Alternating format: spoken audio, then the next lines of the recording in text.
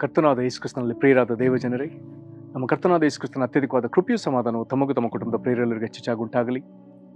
ಹೃದಯಂಗಮ ಮಾತೆನ್ನುವ ಮುಂಜಾನೆ ವಾಕ್ಯದಾಂತ ಸರಣಿಯಲ್ಲಿ ಈ ತಿಂಗಳು ನಾವು ಯೇಸು ಕ್ರಿಸ್ತನ ಪ್ರಾಮುಖ್ಯವಾದ ಬೋಧನೆಗಳು ಎಂಬ ಶೀರ್ಷಿಕೆಯಡಿಯಲ್ಲಿ ಮತ್ತಾಯನು ಬರೆದ ಸುವಾರ್ತೆ 5ನೇ ಅಧ್ಯಾಯದಿಂದ 7ನೇ ಅಧ್ಯಾಯದವರೆಗಿನ ಕೆಲವು ಪ್ರಾಮುಖ್ಯ ವಚನಗಳನ್ನ ಧ್ಯಾನಿಸ್ತಿದ್ದೇವೆ. ಈ ದಿನ ನಾವು ಧ್ಯಾನಿಸುವಂಥ ದೇವರ ವಾಕ್ಯದ ಭಾಗ ಮತ್ತಾಯನು ಬರೆದ ಸುವಾರ್ತೆ 7ನೇ ಅಧ್ಯಾಯದ ಮೊದಲೆರಡು ವಚನಗಳು. ಮತ್ತಾಯನು ಬರೆದ ಸುವಾರ್ತೆ 7ನೇ ಅಧ್ಯಾಯದ 1 ಮತ್ತು 2 ವಚನಗಳು. ತೀರ್ಪು ಮಾಡಬೇಡಿರಿ, ಹಾಗೆ ನಿಮಗೂ ತೀರ್ಪಾಗುವುದಿಲ್ಲ. ನೀವು ಮಾಡುವ ತೀರ್ಪಿಗೆ ಸರಿಯಾಗಿ ನಿಮಗೂ ತೀರ್ಪಾಗುವುದು. ನೀವು ಅಳೆಯುವ ಅಳತೆಯಿಂದಲೇ ನಿಮಗೂ ಅಳೆಯುವರು. ಈ ವಾಕ್ಯಗಳನ್ನು ಗ್ರಹಿಸತಕ್ಕೆ ಶಕ್ತರಾಗುವಂಥ ದೇವರು ತಾನೇ ತನ್ನ ಆತ್ಮನ ಮೂಲಕ ನಮಗೆ ತನ್ನ ವಿಶೇಷವಾದ ಗ್ರಹಿಕೆಯನ್ನು ಒದಗಿಸಲಿ. ಕತ್ತಲಲ್ಲಿ ಪ್ರೀತಿಯುಳ್ಳ ದೇವಜನರೇ, ಯೇಸು ಕ್ರಿಸ್ತನು ನಮಗೆ ನಾವು ಸುರಕ್ಷಿತರಾಗಿರುವುದಕ್ಕಾಗಿ ಮಾತನಾಡ್ತಿದ್ದ. ಯಾವುದು? ತೀರ್ಪು ಮಾಡಬೇಡ್ರಿ, ಹಾಗೆ ನಿಮಗೂ ತೀರ್ಪಾಗುವುದಿಲ್ಲ. ಮತ್ತು ಆತ ಮುಂದುವರೆದು ಹೇಳ್ತಾನೆ, ನೀವು ಮಾಡುವ ತೀರ್ಪಿಗೆ ಸರಿಯಾಗಿ ನಿಮಗೂ ತೀರ್ಪಾಗುವುದು. ಒಂದು ವೇಳೆ ಇದನ್ನು ಹೇಗೆ ಗ್ರಹಿಸಬೇಕೆನ್ನುವುದಕ್ಕೆ ಕೆಲವು ನಮಗೆ ಪೇಚಾಟವಾಗ್ತದೆ. ಒಂದು ವೇಳೆ ದೇವರು ಕೊಡುವ ಗ್ರಹಿಕೆಯಿಂದ ಈ ರೀತಿಯಾಗಿ ಇದನ್ನು ಗ್ರಹಿಸಲಿಕ್ಕೆ ಆಗ್ತದೆ ಎಂಬುದಾಗಿ ನಾನು ನಂಬಿ ಇದನ್ನು ನಿಮ್ಮ ಮುಂದೆ ಮಾತನಾಡ್ತೇನೆ. ತೀರ್ಪು ಮಾಡಬೇಡ್ರಿ, ಇದರ ಅರ್ಥ ಯಾರನ್ನೂ ಅಪರಾಧಿ ಸ್ಥಾನದಲ್ಲಿ ನಿಲ್ಲಿಸಬೇಡ್ರಿ. ಹಾಗೆ ನಿಮಗೂ ತೀರ್ಪಾಗುವುದಿಲ್ಲ, ಹಾಗಾದ್ರೆ ನಿಮ್ಮನ್ನು ಅಪರಾಧಿ ಸ್ಥಾನದಲ್ಲಿ ನಿಲ್ಲಿಸುವುದಿಲ್ಲ. ನೀವು ಮಾಡುವ ತೀರ್ಪಿಗೆ ಸರಿಯಾಗಿ ನಿಮಗೂ ತೀರ್ಪಾಗುವುದು. ಒಂದು ವೇಳೆ ಒಬ್ಬನನ್ನು ಅಪರಾಧಿ ಎಂಬುದಾಗಿ ಪರಿಗಣಿಸಿ ಆತನಿಗೆ ಯಾವ ವಿಧದಲ್ಲಿ ಅವರನ್ನು ನೋಡ್ತಿರೋ, ಹಾಗಾದ್ರೆ ಅಂಥದೇ ನಮಗಾಗ್ತದೆ, ಅಂಥದೇ ಶಾಸ್ತಿ ಆಗ್ತದೆ ಎಂಬುದಾಗಿ ಅದರ ಅರ್ಥವಾಗ್ತದೆ. ಮತ್ತೆ ಮುಂದುವರೆದು ಹೇಳ್ತಾರೆ, ನೀವು ಅಳೆಯುವ ಅಳತೆಯಿಂದಲೇ ನಿಮಗೂ ಅಳೆಯುವರು. ಹಾಗಾದರೆ ಇತರರಿಗೆ ನಾವು ಯಾವ ವಿಧದ ಗೌರವ ತೋರಿಸ್ತೇವೋ ಅದೇ ವಿಧದ ಗೌರವವು ನಮ್ಮ ಪಾಲಿಗೆ ಅದಾಗ್ತದೆ. ಒಬ್ಬರಿಗೆ ಅಗೌರವ ತೋರಿಸಿದ್ರೆ ನಮಗೂ ಅಗೌರವವೇ ಮುಂದೊಂದು ದಿನ. ಒಬ್ಬರಿಗೆ ಗೌರವ ಸಲ್ಲಿಸಿದ್ರೆ ನಮಗೂ ಗೌರವವೇ ಮುಂದೊಂದು ದಿನ. ಇಲ್ಲಿ ತೀರ್ಪು ಮಾಡುವಂಥ ವಿಚಾರಕ್ಕೆ ಬರುವಾಗ ರೋಮಾಪುರದಲ್ಲಿ ಬರೆದಂಥ ಒಂದು ವಾಕ್ಯವನ್ನು ನಾವು ಗಂಭೀರವಾಗಿ ನಮಗಾಗಿ ತೆಗೆದುಕೊಳ್ಬೇಕು. ಅಲ್ಲಿ ವಾಕ್ಯ ಹೀಗೆ ಹೇಳ್ತದೆ, ರೋಮಾಪುರದವರಿಗೆ ಬರೆದ ಪತ್ರಿಕೆ 2ನೇ ಅಧ್ಯಾಯದ 1 ವಚನ, ಮೊದಲನೇ ವಚನ. ಆದುದರಿಂದ ಎಲೈ ಮನುಷ್ಯನೇ, ಮತ್ತೊಬ್ಬರಲ್ಲಿ ದೋಷವೆಣಿಸುವ ನೀನು ಯಾವನಾದರೂ ಸರಿಯೇ, ಉತ್ತರ ಹೇಳುವುದಕ್ಕೆ ನಿನಗೆ ಮಾರ್ಗವಿಲ್ಲ. ಹೇಗೆಂದರೆ, ಮತ್ತೊಬ್ಬರಲ್ಲಿ ದೋಷವೆಣಿಸುವುದರಿಂದ ನಿನ್ನನ್ನು ನೀನೇ ದೋಷಿ ಎಂದು ತೀರ್ಪು ಮಾಡಿಕೊಂಡ ಹಾಗಾಯಿತು. ಮತ್ತೊಬ್ಬರಲ್ಲಿ ದೋಷವೆಣಿಸುವ ನೀನು ಆ ದೋಷಗಳನ್ನೇ ನಡೆಸುತ್ತೀಯಲ್ಲ. ಹೇಗಿದೆ ನೋಡ್ರಿ, ಮತ್ತೊಬ್ಬರಲ್ಲಿ ದೋಷವೆಣಿಸುವುದರಿಂದ ನಿನ್ನ ನೀನೇ ದೋಷಿ ಎಂದು ತೀರ್ಪು ಮಾಡಿಕೊಂಡ ಹಾಗಾಯಿತು. ಮತ್ತೊಬ್ಬರಲ್ಲಿ ದೋಷವೆಣಿಸುವ ನೀನು ಆ ದೋಷಗಳನ್ನೇ ನಡೆಸ್ತೀಯಲ್ಲ. ಪ್ರೇರೆ, ಇದರ ಅರ್ಥವೇನು? ನೀವು ಗಮನಿಸ್ಬೋದು, ಕದಿಯುವ ಅಭ್ಯಾಸ ಇರುವವರಿಗೆ ಸಾಧಾರಣ ಇನ್ನೊಬ್ಬರನ್ನ ಅವ್ರು ಕದಿತಾರೇನೋ ಎಂಬುದಾಗಿ ನೋಡೋ ಅಭ್ಯಾಸವಿರ್ತದೆ.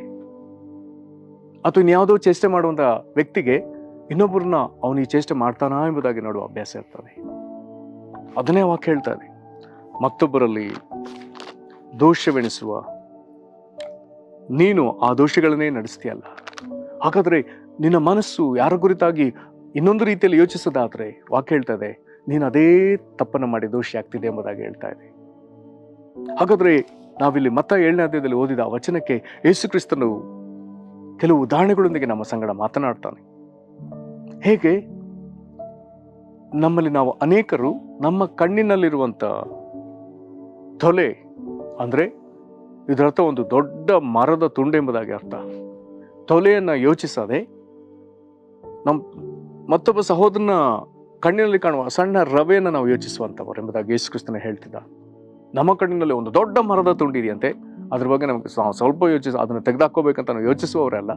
ಆದರೆ ನಮ್ಮ ಎದುರಿರುವಂಥ ಸಹೋದರನ ಕಣ್ಣಲ್ಲಿ ಒಂದು ಸಣ್ಣ ರವೆ ಇದೆ, ಅದರರ್ಥ ನಮ್ಮ ಜೀವಿತದಲ್ಲಿ ದೊಡ್ಡ ದೊಡ್ಡ ದೊಡ್ಡ ತಪ್ಪುಗಳಿವೆ, ಅದ್ರ ಬಗ್ಗೆ ನಾವು ಯೋಚಿಸ್ತಾ ಇಲ್ಲ. ಮತ್ತೊಬ್ಬರ ಜೀವಿತದಲ್ಲಿ ಏನೋ ಒಂದು ಸಣ್ಣ ಒಂದು ಕೊರತೆ ಇದೆ ಅಥವಾ ಬಲಹೀನತೆ ಇದೆ, ಅದರ ಕುರಿತು ನಾವು ದೊಡ್ಡದಾಗಿ ನೋಡುವವರು, ಮಾತಾಡುವವರು, ಹರಡುವವರು ಅಥವಾ ಅವ್ರನ್ನ ತಪ್ಪೆಂಬುದಾಗಿ ಹೇಳುವವರು. ಹಾಗಾಗಿ ಯೇಸು ಕ್ರಿಸ್ತನು ನಮಗೆ ಇದನ್ನು ಮಾತನಾಡ್ತಾನೆ. ನೀನು ನಿನ್ನ ಸಹೋದರನಿಗೆ ನಿನ್ನ ಕಣ್ಣಿನೊಳಗಿಂದ ರವೆಯನ್ನು ತೆಗಿತೇನೆ ಬಾ ಎಂದು ಹೇಳುವುದು ಹೇಗೆ? ನಿನ್ನ ಕಣ್ಣಿನಲ್ಲಿ ತೊಲೆ ಇದೆಯಲ್ಲ. 5ನೇ ವಚನದಲ್ಲಿ ನಮಗೆ ಬೈತಾನೆ ಯೇಸು ಸ್ವಾಮಿ, ಕಪಟಿಯೇ, ಮೊದಲು ನಿನ್ನ ಕಣ್ಣಿನೊಳಗಿಂದ ತೊಲೆಯನ್ನು ತೆಗೆದು ಹಾಕಿಕೋ, ಆಮೇಲೆ ನಿನ್ನ ಸಹೋದರನ ಕಣ್ಣಿನೊಳಗಿಂದ ರವೆಯನ್ನು ತೆಗೆಯುವುದಕ್ಕೆ ಚೆನ್ನಾಗಿ ಕಾಣಿಸುವುದು. ಮೊದಲು ನಿನ್ನ ಜೀವಿತದಲ್ಲಿ ಅಪರಾಧ ಸಂಗತಿಗಳನ್ನು ಮೊದಲು ಸರಿಪಡಿಸಿಕೊ. ಆಮೇಲೆ ಮತ್ತೊಬ್ಬರ ಜೀವಿತವನ್ನು ಸರಿ ಮಾಡಲಿಕ್ಕೆ ನಿನಗೆ ಆಗುತ್ತೆ ಎಂಬುದಾಗಿ ಯೇಸು ಕ್ರಿಸ್ತನು ಹೇಳ್ತಿದ್ದಾನೆ. ಹಾಗಾದ್ರೆ ಆರಂಭದಲ್ಲಿ ಆತನು ಹೇಳ್ತಿದ್ದಾನೆ, ತೀರ್ಪು ಮಾಡಬೇಡ್ರಿ. ಪ್ರಿಯರೇ, ನಮ್ಮಲ್ಲಿ ಅನೇಕರಿಗಿರುವಂಥ ಒಂದು ದೊಡ್ಡ ಬಲತೆ ಮತ್ತೊಬ್ಬರ ತಪ್ಪನ್ನು ಎಣಿಸಿ ಅವ್ರನ್ನ ನಾವು ಅಪರಾಧಿ ಸ್ಥಾನದಲ್ಲಿ ಇಡ್ತೇವೆ, ಅವ್ರನ್ನ ದೂರ ಇಡ್ತೇವೆ, ಅವನ್ನ ಅವಮಾನ ಪಡಿಸ್ತೇವೆ, ಅವರ ಕುರಿತು ನಾವು ಅವರಿಗೆ ಅವಮಾನವಾಗುವಂತೆ ಇನ್ನೊಬ್ಬರು ಅವನ್ನ ದೂಷಿಸುವ ವಿಧದಲ್ಲಿ ಅವರ ಕುರಿತು ಮಾತನಾಡ್ತೇವೆ. ಕೆಲವು ಸಮುದಾಯದಲ್ಲಿ ಕೆಲವು ಜನರು ಅಥವಾ ಸಮುದಾಯವೇ ಕೆಲವ್ರನ್ನ ದೂರ ಇಡುವ ಹಾಗೆ ನಾವು ವರ್ತಿಸ್ತೇವೆ. ಯೇಸು ಕ್ರಿಸ್ತನು ಹೇಳ್ತಿದ್ದಾನೆ, ಇದನ್ನ ಮಾಡಬೇಡ್ರಿ. ಪ್ರೇರೆ, ಒಂದು ವೇಳೆ ನಾವು ಇತರರ ವಿಷಯದಲ್ಲಿ ಹಾಗೆ ನಡ್ಕೊಂಡ್ರೆ ಅದೇ ನಾಳೆ ನಮಗೆ ಸಂಭವಿಸ್ತದೆ ಎಂಬುದಾಗಿ ಆತನು ಹೇಳ್ತಿದ್ದಾನೆ. ನಾವು ಅಳೆಯುವ ಅಳತೆಯಿಂದಲೇ ನಮಗೆ ಅಳತೆ ಆಗುವುದೆಂಬುದಾಗಿ ಆತನು ಆ ಅಳತೆಯಿಂದಲೇ ನಮ್ಮನ್ನು ಸಹ ಅಳಿತಾರೆ ಎಂಬುದಾಗಿ ಹೇಳ್ತಾ ಇದ್ದಾನೆ. ಪ್ರೇರೆ, ಬಹಳ ದೊಡ್ಡ ಎಚ್ಚರಿಕೆಯ ಮಾತು. ನಾವು ತಪ್ಪುತ್ತಿರುವಂಥ ಭಾಗ. ಬದಲಾಗಿ ಆದರೆ ಇತರರಿಗೆ ತೀರ್ಪು ಮಾಡಬಾರದು ಎಂಬುದಾಗಿ ಹೇಳಿದ್ರೆ, ಇತರನ ಅಪರಾಧಿ ಸ್ಥಾನದಲ್ಲಿ ಎಣಿಸಬಾರದು ಎಂಬುದಾಗಿ ಹೇಳಿದ್ರೆ, ನಾವು ಏನು ಮಾಡಬೇಕಾದ್ದೇನು? ಇತರರು ನಮಗೆ ತಪ್ಪು ಮಾಡುವಾಗ ನಾವು ಅವ್ರನ್ನ ಸಹಿಸಿಕೊಂಡು ಅವ್ರನ್ನ ಕ್ಷಮಿಸಬೇಕು. ಒಂದು ವೇಳೆ ಸಾಧ್ಯವಿರುವುದಾದ್ರೆ ಅವ್ರನ್ನ ತಿದ್ದುವುದಕ್ಕೆ ಪ್ರಯಾಸ ಪಡಬೇಕು. ಅವ್ರು ತಿದ್ದುಕೊಳ್ಳುವುದು, ನಾವು ಅವರಿಗೆ ತಿದ್ದುಪಾಠ ಹೇಳುವಾಗ ಅದನ್ನು ಅವ್ರು ಗ್ರಹಿಸಿ ಅವರು ಅದನ್ನು ಮನದಟ್ಟು ಮಾಡಿಕೊಂಡು ಮಾನಸಾಂತರ ಪಡುವಂತೆ ಮೊದಲು ಅವರಿಗಾಗಿ ಚೆನ್ನಾಗಿ ನಾವು ಪ್ರಾರ್ಥಿಸಬೇಕು. ಅವರಲ್ಲಿ ಮಾನಸಾಂತರ ಉಂಟಾಗುವಂತೆ ನಾವು ಪ್ರಾರ್ಥಿಸಬೇಕು. ಇದೆಲ್ಲವೂ ಅವಶ್ಯ. ಕಾರಣ, ನಾವು ರಕ್ಷಣೆ ಹೊಂದಬೇಕು, ಅವರು ರಕ್ಷಣೆ ಹೊಂದಬೇಕು. ನಾವು ಪರಲೋಕ ಸೇರಬೇಕು, ಅವರು ಪರಲೋಕ ಸೇರಬೇಕು. ನಾವು ನಿತ್ಯ ಜೀವನ ಹೊಂದಿಕೊಳ್ಬೇಕು, ಅವರು ನಿತ್ಯ ಜೀವನ ಹೊಂದಿಕೊಳ್ಬೇಕು. ಇದಕ್ಕಾಗಿ ನಮ್ಮ ಪ್ರಯತ್ನ. ಕರ್ತನಲ್ಲಿ ಪ್ರೀತಿಗಳ ದೇವ ಜನರೇ, ಎಂತೆಂಥ ಸೊಗಸಾದ ಸಂಗತಿಗಳಿದೆ. ಒಬ್ಬ ದೇವರ ಸೇವಕರು ತಮ್ಮ ಕುಟುಂಬ ಪರಿವಾರದೊಂದಿಗೆ, ಅಂದ್ರೆ ತನ್ನ ಹೆಂಡತಿ ಮತ್ತು ಪುಟ್ಟ ಪುಟ್ಟ ಮಕ್ಕಳೊಂದಿಗೆ ಅವರು ಆಫ್ರಿಕಾದ ಒಂದು ಬುಡಕಟ್ಟು ಜನರ ಮಧ್ಯದಲ್ಲಿ ಸೇವೆ ಮಾಡುವುದಕ್ಕಾಗಿ, ಸುವಾರ್ತೆ ಸಾರುವುದಕ್ಕಾಗಿ ಹೋಗ್ತಾರೆ. ಅಲ್ಲಿ ಅವರ ಮಧ್ಯದಲ್ಲಿ ಒಂದು ಮನೆ ಮಾಡಿಕೊಂಡಿರ್ತಾರೆ. ಆದರೆ ಆ ಬುಡಕಟ್ಟು ಜನಾಂಗದವರಿಗೆ ಅದು ಅಷ್ಟು ಸಮಾಧಾನವಾಗಲಿಲ್ಲ, ಸಂತೋಷವಾಗಲಿಲ್ಲ. ಈ ವ್ಯಕ್ತಿ ಅವರ ಬಳಿಗೆ ಹೋಗುವಾಗ ಅವರಿಗೆ ಹಿಡಿಸ್ಲಿಲ್ಲ. ಒಂದು ದಿನ ಸಮಯ ನೋಡಿ ಅವರ ಮನೆಯ ಸ್ವಲ್ಪ ದೂರದಲ್ಲೇ ಅವರು ಅವ್ರನ್ನ ಕೊಂದು ಬಿಟ್ರು. ಈಗ ದೇವರ ಸೇವಕರು ತೀರಿ ಹೋದ್ರು. ಈಗ ಅವರ ಕುಟುಂಬ ಅಲ್ಲಿ ಉಳಿದದೆ ಏನ್ ಮಾಡ್ಬೇಕು ಗೊತ್ತಿಲ್ಲ. ಈಗ ತಾಯಿ ತನ್ನ ಮಕ್ಕಳನ್ನ ಇಟ್ಟುಕೊಂಡು ಆಕೆ ಹತ್ರದಲ್ಲಿ ನೆರವಿಗೆ ಯಾರೂ ಇಲ್ಲ. ಒಂದೇ ವೇದನೆ. ಈಗ ಅವರು ಆತುಕೊಳ್ಳುವುದಕ್ಕಿರುವಂತ ನಿರೀಕ್ಷೆ ಒಂದೇ, ಪರಲೋಕದಲ್ಲಿರುವ ದೇವರು ಮಾತ್ರ. ಎಷ್ಟು ಕಣ್ಣೀರಿಟ್ಟು ಎಷ್ಟು ಪ್ರಾರ್ಥಿಸಿದ್ರೂ ಗೊತ್ತಿಲ್ಲ. ಆದ್ರೆ ದೇವರು ಆ ಮಿಷನರಿಯ ಪತ್ನಿಗೆ, ಸಹೋದರಿಗೆ, ಮಿಷನರಿಯ ಪತ್ನಿಗೆ ಆ ತನ್ನ ಗಂಡನನ್ನ, ಯಜಮಾನರನ್ನ ಕೊಂದು ಹಾಕಿದ ಜನರ ಮೇಲೆ ಪ್ರೀತಿಯನ್ನ ದೇವರು ತಂದ. ಈಗ ಅವರನ್ನ ಪ್ರೀತಿಸದಕ್ಕೆ ಈ ಸಹೋದರಿಗ ಆರಂಭಿಸ್ತಾರೆ. ಆದ್ರೆ ಹೇಗೆ ಅವ್ರನ್ನ ಹೋಗಿ ಸಂಧಿಸಬೇಕು ಗೊತ್ತಿಲ್ಲ. ದೇವರವ್ರಿಗೆ ಆಲೋಚನೆ ಕೊಡ್ತಾರೆ. ಇವರ ಬಳಿ ಚಾಕ್ಲೇಟ್ ಮಾಡುವಂತ ಅಂಶ ಇತ್ತು, ಪದಾರ್ಥಗಳಿತ್ತು. ಇವರು ಅದನ್ನ ಬಳಸಿ ಚಾಕ್ಲೇಟ್ ಮಾಡ್ತಾರೆ. ಆದ್ರೆ ಈಗ ಜನರ ಬಳಿಗೆ ಹೋಗ್ಲಿಕ್ಕೆ ಆಗದೇ ಇರುವುದರಿಂದ ಅವರು ಆ ಆಫ್ರಿಕಾದ ಆ ಬುಡಕಟ್ಟು ಮಕ್ಕಳು ಅಲ್ಲಿ ಆಟ ಆಡ್ತಾ ಓಡಾಡುವಾಗ ಅವರ ಸಮೀಪಕ್ಕೆ ಚಾಕ್ಲೇಟ್ ಅನ್ನು ಎಸೆತಾರೆ. ಆ ಮಕ್ಕಳು ಏನೆಂಬುದಾಗಿ ಗೊತ್ತಿಲ್ಲದೆ ಆರಂಭದಲ್ಲಿ ಸ್ವಲ್ಪ ಹಿಂದೆ ಮುಂದೆ ಮಾಡಿ ನಂತರ ಅದನ್ನು ತೆಗೆದು ತಿನ್ನುವಾಗ ಅದು ಸಿಹಿಯಾಗಿ ರುಚಿಕರವಾಗಿತ್ತು. ಮಕ್ಕಳು ಚಾಕ್ಲೇಟ್ ಅನ್ನು ಬಯಸ್ತಾರೆ. ಇವರು ದಿನದಿಂದ ದಿನಕ್ಕೆ ಅಧಿಕವಾಗಿ ಚಾಕ್ಲೇಟ್ ಅನ್ನು ತಯಾರು ಮಾಡೋದು, ಮಕ್ಕಳಿಗೆ ಕೊಡುವುದನ್ನು ಮಾಡುವಾಗ ಮಕ್ಕಳು ಇವರೊಂದಿಗೆ ಬೆರೆಯುವುದಕ್ಕೆ ಆರಂಭಿಸ್ತಾರೆ. ಮಕ್ಕಳು ಇವರೊಂದಿಗೆ ಪ್ರೀತಿಯಿಂದ ಬೆರೆತು ಇವರೊಂದಿಗೆ ಆಟ ಆಡುವುದನ್ನು ಗಮನಿಸಿದ ತಾಯಂದ್ರು ಈಗ ಇವರ ಬಳಿಗೆ ಬರೋದಕ್ಕೆ ಆರಂಭಿಸ್ತಾರೆ.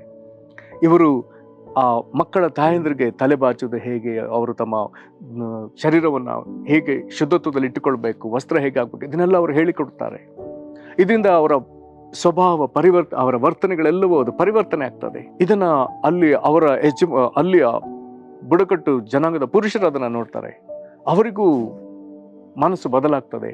ಈಗ ಅವರೆಲ್ಲರೂ ಸಮುದಾಯವಾಗಿ ಸೇರಿ ಈ ತಾಯಿನ ಅಂಗೀಕರಿಸಿಕೊಳ್ತಾರೆ.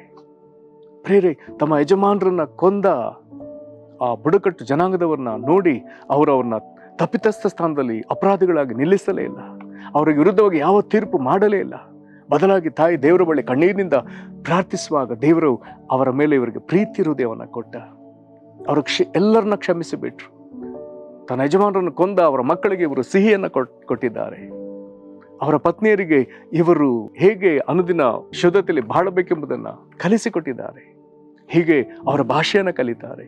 ನಂತರದಲ್ಲಿ ಕ್ರಿಸ್ತನ ಪ್ರೀತಿಯನ್ನು ಅವರಿಗೆ ಕಲಿಸ್ತಾರೆ. ಪ್ರಿಯರೇ, ಆಶ್ಚರ್ಯ, ಆ ಬುಡಕಟ್ಟು ಜನಾಂಗವೆಲ್ಲವೂ ಯೇಸು ಕ್ರಿಸ್ತನನ್ನ ಕಂಡುಕೊಂಡು ಪರಲೋಕದಲ್ಲಿ ಅವರು ಪರಲೋಕಕ್ಕೆ ಬಾಧಿಸ್ತರಾಗಿ ನಿತ್ಯ ಜೀವನ ಹೊಂದಿಕೊಂಡು ಮನುಷ್ಯರನ್ನ ಕೊಲ್ಲುವವರು, ತಿನ್ನುವ ಈ ಜನಾಂಗಗಳು ದೇವರ ಕಡೆಗೆ ತಿರುಗಿ ಕ್ರಿಸ್ತನನ್ನು ಕಂಡುಕೊಂಡು ಕ್ರಿಸ್ತನ ಸ್ವಂತ ರಕ್ಷಕನಾಗಿ ಅಂಗೀಕರಿಸಿಕೊಂಡು ನಂತರದಲ್ಲಿ ಈಗಿನ ನಾಗರಿಕ ಪ್ರಪಂಚದೊಳಗೆ ಅವರು ಬರಲಿಕ್ಕಾಗುವಂತೆ ಮಾರ್ಗ ತಿರುವುದಕ್ಕೆ ಕರ್ತನ ಅನುವು ಮಾಡಿಕೊಟ್ಟ. ಪ್ರಿಯರೇ, ಎಂಥ ಒಳ್ಳೆಯ ಉದಾಹರಣೆ. ಆ ತಾಯಿ ಅವರ ಯಾರನ್ನ ಅಪರಾಧಿ ಸ್ಥಾನದಲ್ಲಿ ನಿಲ್ಲಿಸಲಿಲ್ಲ. ಅವರ ಮೇಲೆ ದೇವರ ಕೋಪ ಶಾಪ ಬರಲೆಂಬುದಾಗಿ ಪ್ರಾರ್ಥಿಸಲೇ ಇಲ್ಲ.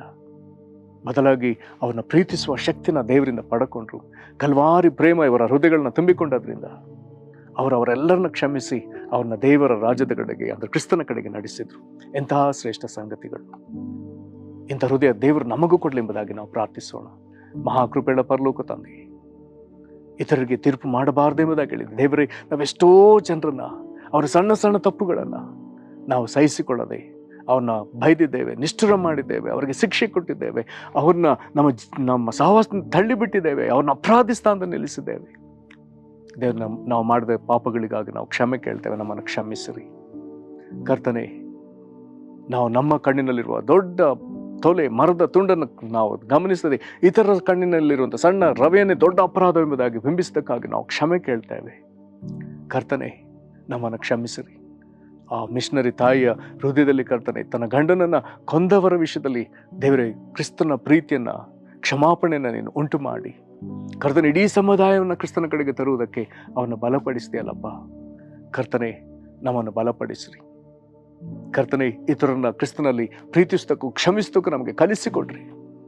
ಕ್ರಿಸ್ತನ ಪ್ರೀತಿನ ಇತರಿಗೆ ತೋರ್ಪಡಿಸುವುದು ಹೇಗೆಂಬುದನ್ನು ನಮಗೆ ದಯಮಾಡಿ ಕಲಿಸಿಕೊಡ್ರಿ ಸ್ವಾಮಿ. ರಕ್ಷಣೆ ಇಲ್ಲದ ಜನರು ಬೇಗ ರಕ್ಷಣೆ ಪಡೆದುಕೊಳ್ಳುವುದಕ್ಕೆ, ಪರಲೋಕ ರಾಜ್ಯಕ್ಕೆ ಬಾಧ್ಯಸ್ಥರಾಗುವಂತೆ, ಮೋಕ್ಷವನ್ನು ಕಂಡುಕೊಳ್ಳಿಕ್ಕಾಗುವಂತೆ, ನಿತ್ಯ ಜೀವನ ಕಂಡುಕೊಳ್ಳಿಕ್ಕಾಗುವಂತೆ ನಾವು ಯಾವ ರೀತಿ ನಡ್ಕೊಳ್ಬೇಕೆಂಬುದನ್ನು ಕಲಿಸಿಕೊಡು. ಹಾಗೆ ನೀನು ಮಾಡುವುದಕ್ಕಾಗಿ ಸ್ತೋತ್ರ. ಯೇಸು ಕ್ರಿಸ್ತನ ಹೆಸರಿನಲ್ಲಿ ಬೇಡಿದ್ದೇವೆ ನಮ್ಮ ತಂದೆಯೇ, ಆಮೇನ್. ಕರ್ತನ ನಿಮ್ಮನ್ನು ಆಶೀರ್ವದಿಸಲಿ. ವಂದನೆಗಳು.